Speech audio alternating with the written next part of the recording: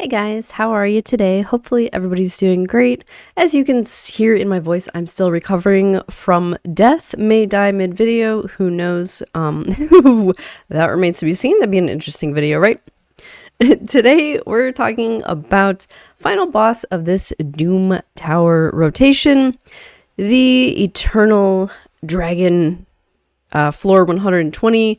I always like to show it on hard because, like, literally what is the point of showing it on normal? I want to show you guys something that works at the hardest difficulty, and then so if you're on normal you can say, oh hey, that would definitely work on the difficulty I'm doing. Today for you, I wouldn't say that I'm showing you a team per se. I mean, obviously you're gonna see the champs that I'm choosing, you're gonna see what I'm doing. You're more than welcome to replicate that if you want. But basically, I just want to show you the concepts, like what you need to beat this fight. I just want to show you, like, you know, because, like, obviously there's no need to use these specific champs in general or any specific champs. I just want to show you what the boss does and what are some potential solutions to deal with that, depending on what you have on your account. So I will go into the little recording that I made a moment ago. And basically, you know, these are the champs I've selected. Whenever I do these videos, I try to pick like fairly accessible champs, whether that be just straight up epics and rares or like accessible Legos, such as Mithril Lifebane, who you all either have or are working toward through Hydra. And I mean, honestly, like, if you're even here in the game, like, you beat some pretty hard stuff. Like, the rooms are very, like, this kind of area of the rooms gets very difficult. So if, like, you're even here at all, I trust that you have some pretty good champs who would apply in this boss, basically. So yeah, because I mean, honestly, like, for anybody who does Doom Tower, the rooms are harder than the bosses. Like, you know, there's some really intense, like, Sifi Rotos rooms that are super unfun. So, you know, I think the bosses are easier. But I mean, honestly, a lot of good champs have been coming out since I started playing. Like, Armand's probably makes Doom Tower a joke. So I don't know. We'll balance all that out. But basically, this is the team that I've selected. I'll show you why I chose all these champs. They all have a function on the team. I wrote some notes here. So let's go ahead and take a look.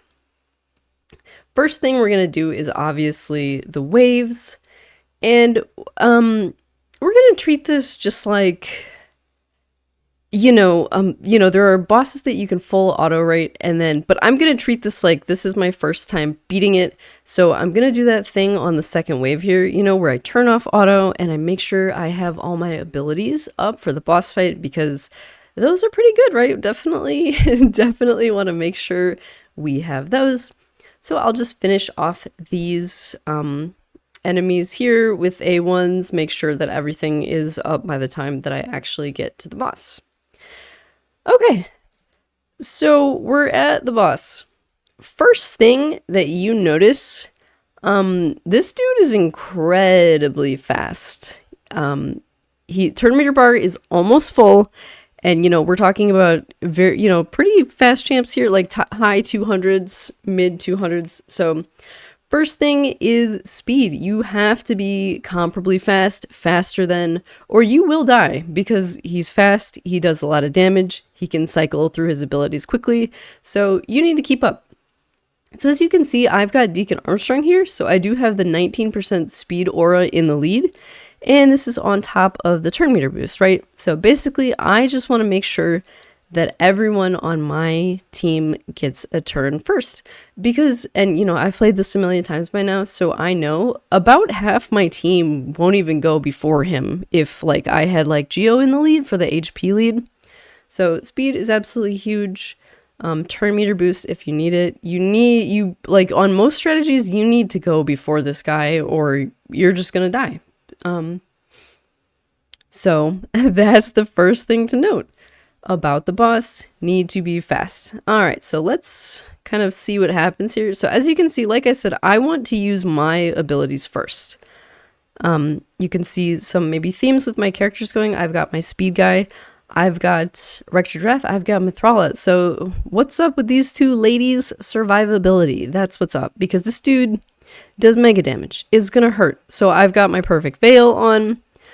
I've got, you know, things like increased defense, strengthen, stuff like this. So super, super helpful. So we're kind of bulking up here for a moment with my abilities. And I want to save the Mithrala Hex. And then as you can see, I've got the lovely Geomancer, because basically I just want to make this dude, you know, kill himself with his own damage, basically. You know, we're gonna shift all that damage back onto him, because we're taking advantage of the fact that he does a lot of damage. Do you need Geo for this fight? Definitely not, but this is just kind of the strategy I've chosen for this, you know, specific team that I'm showing. Obviously, we'll talk about a million strategies that can work. It doesn't have to be that in particular. And then again, you know, like on Magnar, I'm preserving the abilities. On Mithrala, I'm preserving the abilities, and we'll kind of see why I'm doing that. Okay, so what's happening? The first thing this dude does, he is going to come out with the Soul Burst. He's going to increase your cooldowns. This guy's like Warlord the boss. Super funsies, I know.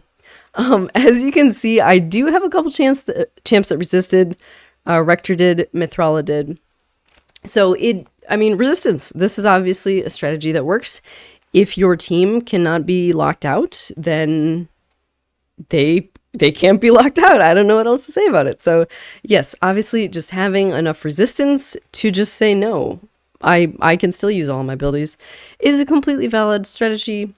When I do this fight on my own, I usually have like Pythion in the lead, who is a resistance lead, and we kind of just resist everything and just roll on as we were. So just simply resisting, or at the very least, you can see it's my two supports who resisted here.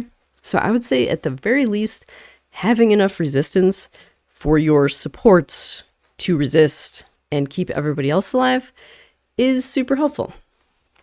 And then, if I remember correctly, he's just going to go instantly into extra turn. Where, you know, we'll get some counterattacks off here and stuff. Oh, no, he doesn't. I thought he uses 2 in a row. Let me watch it again. Sorry, I'm having a brain fart. Okay, so there's the Soul Burst. Okay, no, he doesn't. But as you can see, very, very fast. He's like almost getting another turn again. So what are we going to do now? Okay. So important things to note, as you can see, this dude has spawned some summons, some minions, some adds, whatever the heck you want to call it. He's called in a posse, which is only fair because this is like a 5-on-1 situation. So he's called in the boys. And these guys are extremely important. It's not like other boss fights where they're just kind of like standing there and it's relatively unimpactful. They're super duper important.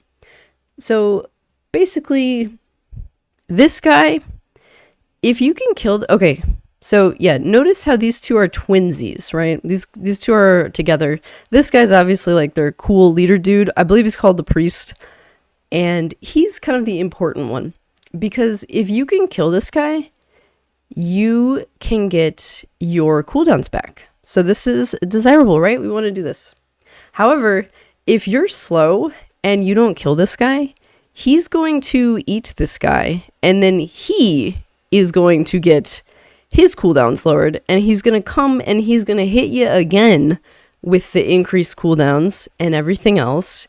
And then, you know, now everything is like on an 86 turn cooldown. And I mean, that's not even the major issue. Like if that dude is cycling through his abilities that quickly, you're just dead. The cooldowns don't even matter. Like you're not alive.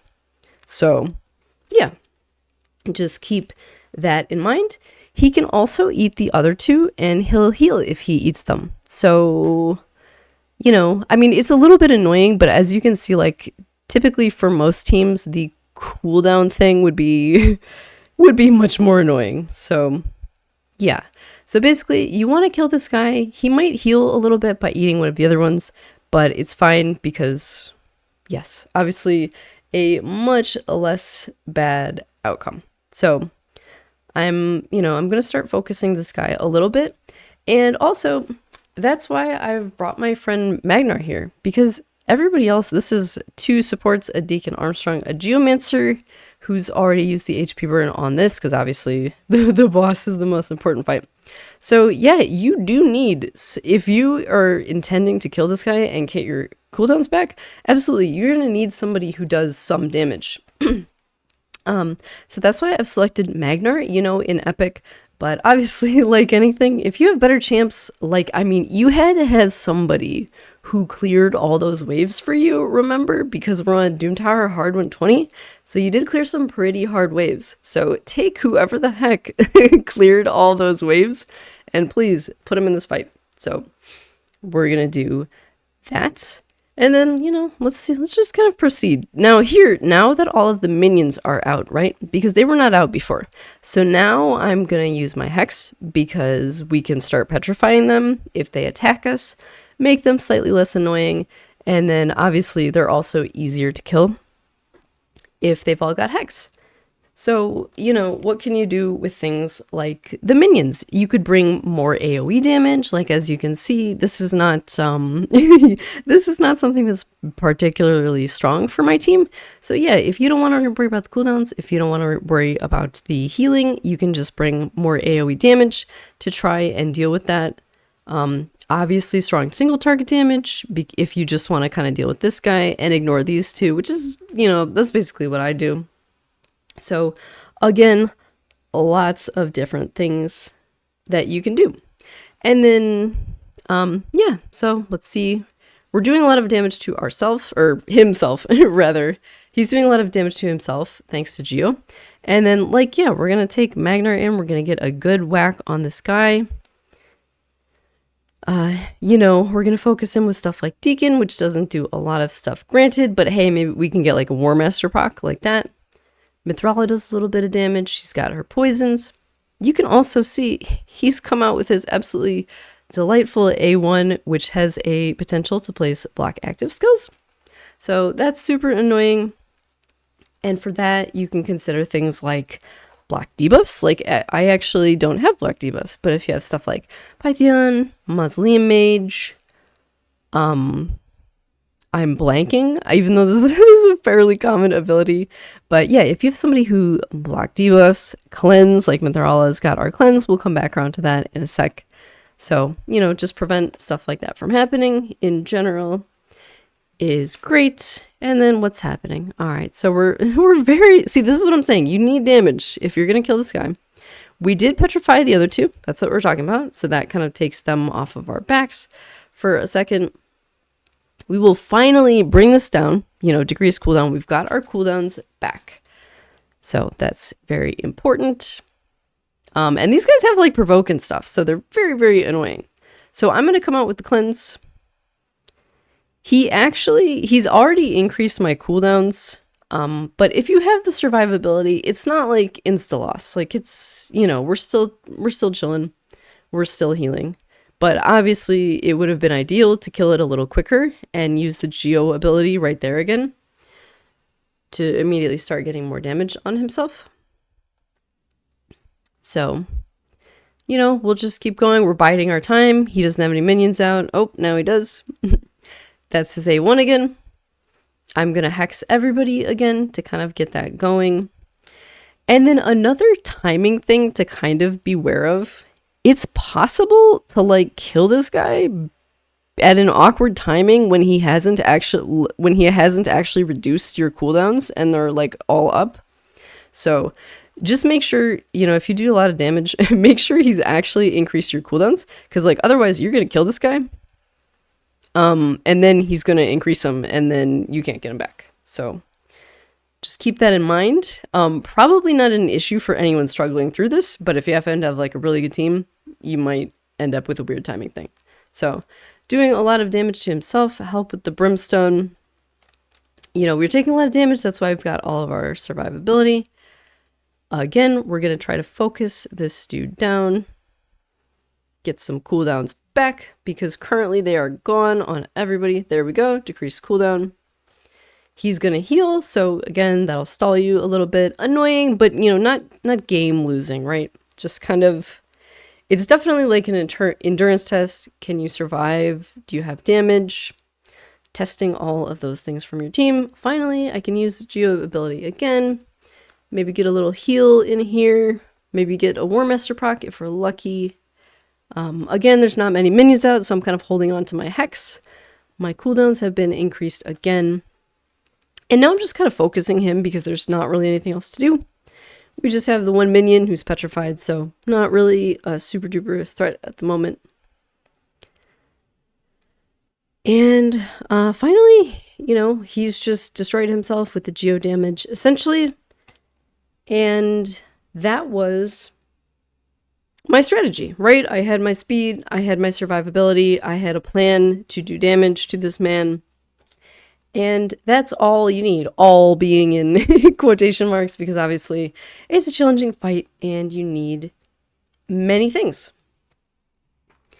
But essentially, like, as you can see, there's so much at play there. There's a lot of different ways to approach the fight. Like we talked about, you can just use high resistance, high survivability. There are, you know, it's kind of almost like arena or something. Like, there's a lot of strategies you could use to approach it. You could be fast, you could be incredibly survivable. You could do, you know, this or that, shields, counterattack stuff. Like, just... there's so many ways to approach it. If you don't have Geomancer, you can consider things like max HP champs who can output a lot of damage, or of course nukers. We talked about having like more AoE if you really want to focus on those minions and then kind of single out the boss. Obviously, having things like heals and cleanse and block debuffs can be extremely helpful. I didn't do block debuffs in this team, so I don't know what that tells you. It's still possible without it. But yeah, if you can get a cleanse, if you can get an outright block debuffs, super helpful.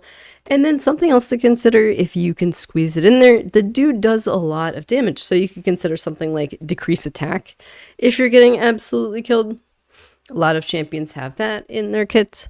So yeah, definitely, you know, just see kind of what you need and look at your roster and see what champs you could approach this with.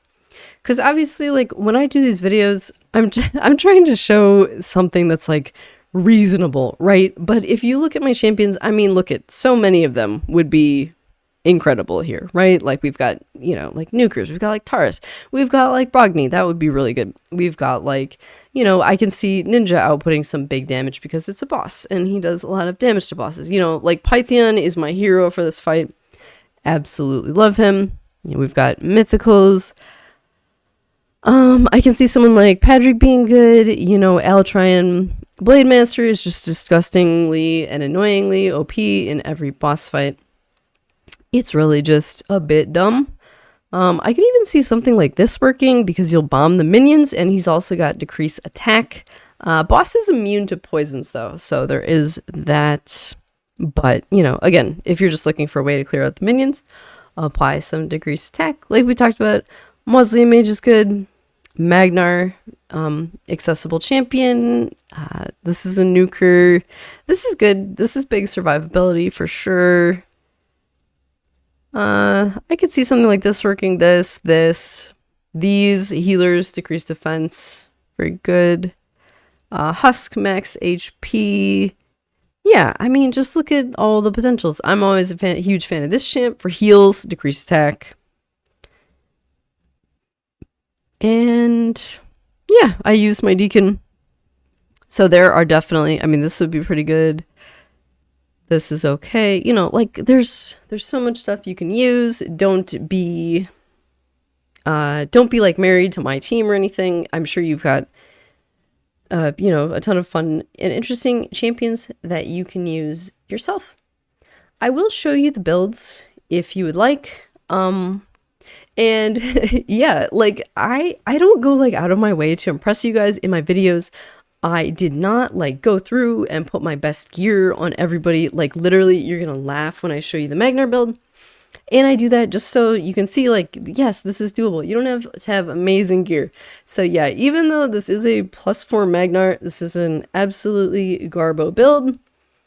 It's just, it's like Taurus's old Savage build, and I just did not improve it whatsoever. We've got like 5-star everything. It's awful. So there you have it. I guarantee you have somebody better built than that. Rector Draft, this is a champion that I do use all the time. So her build is decent. But again, you know, I'm sure you could do it with less.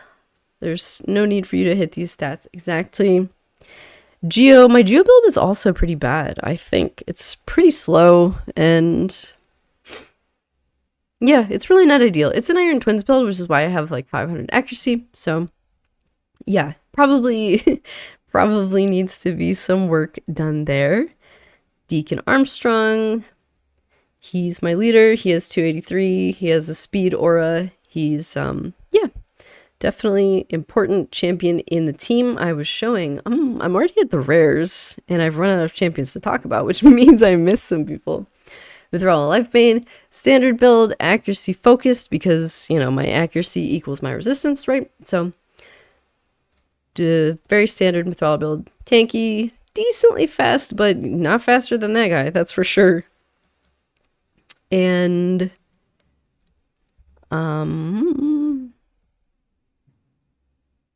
was that everybody? Mithrala, Magnar, Rector, Geo.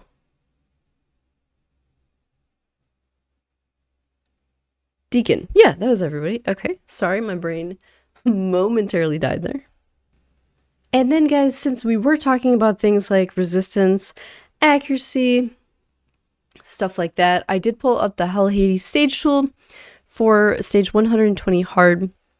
So this is the absolute maximum that you would need for everything. Obviously, you know, if you're working on one of the lower ones, you know, go ahead and look it up and see what you need. But at absolute maximum, dude has 250 speed. He has 330 resistance. He has 350 accuracy. And so the ones in orange are basically what he's saying you would need. So since he has 330 resistance, you'd need 355 accuracy. And since he has 350 accuracy, it's recommended that you would have 455 resistance. So super helpful tool. That's what all those fancy numbers mean. And then, so like we were talking about, you know, I wanted to show you guys something with fairly accessible champs.